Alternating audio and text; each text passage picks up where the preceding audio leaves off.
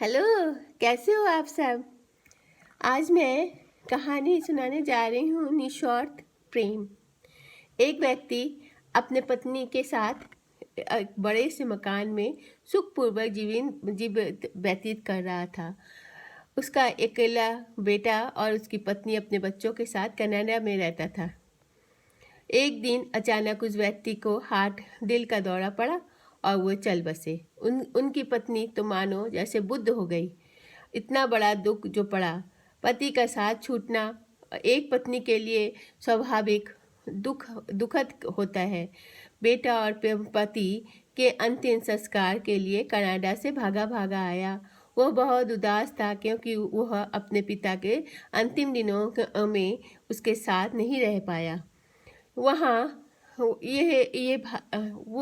यहाँ भारत अपनी माँ के साथ लगभग एक सप्ताह तक रहा और निर्णय किया कि वो माँ को भी अपने साथ ले जाएगा, कनाडा ले चला जाएगा। उसने कहा कि पिता की तरह वो अपनी माँ को नहीं खोना चाहता।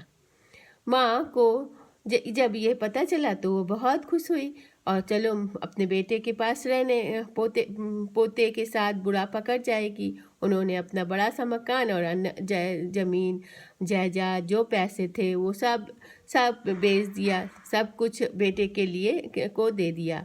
निश्चय दिन अपना सब कुछ पैक करके बेटे के साथ हवाई अड्डे के लिए निकल पड़ी। सामान और अन्य सुरक्षा जांच के बाद वे लोग वेटिंग रूम में बैठकर अपना फ्लाइट का इंतजार करने लगे। लड़के को पेशाब लगी। वो अपनी माँ से बोला, माँ मैं शौचालय जा रहा हूँ, 5 मिनट में आता हूँ। माँ ने सिर हिलाया और बेटे को इंतजार करने लगी। उसका बेटा ऐसा कर गया कि फिर वापस आया नहीं। जी हाँ, वो अकेले ही सारा माल लेकर कनाडा के लिए उड़ान भर दी। भोली और मासूम माँ बहुत देर तक यह सोचती रही, मेरा बेटा कहाँ चला गया।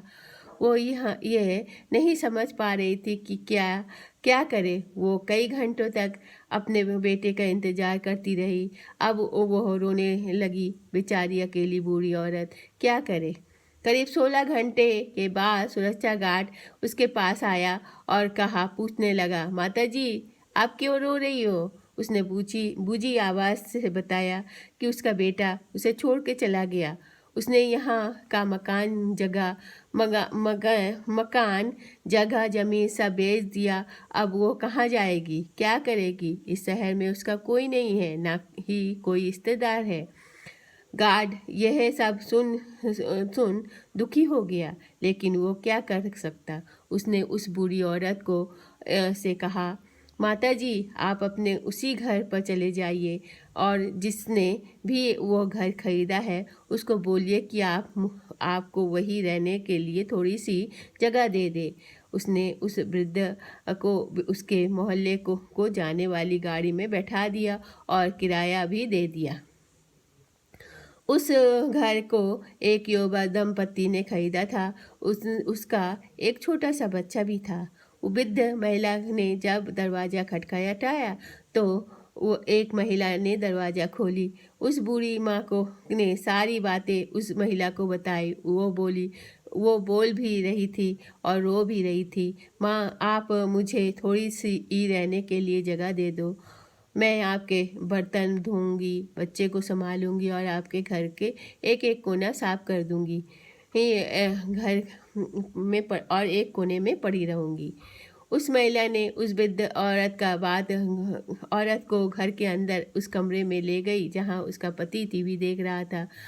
अपनी पत्नी से सारी बातें जानने के बाद वो युवक ने कहा, हमारे घर में यहाँ बहुत जगह है, इसलिए आपको यहाँ रहने में कोई दिक्कत नहीं है, लेकिन मेरे खुद के माता पिता नहीं हैं। यदि आप मेरी माँ की तरह रहना चाहती हैं तो आपको मैं यहाँ रहने की अनुभूति दे सकता हूँ। यह सुनकर वह बूढ़ी माँ अभिभूत हो गई।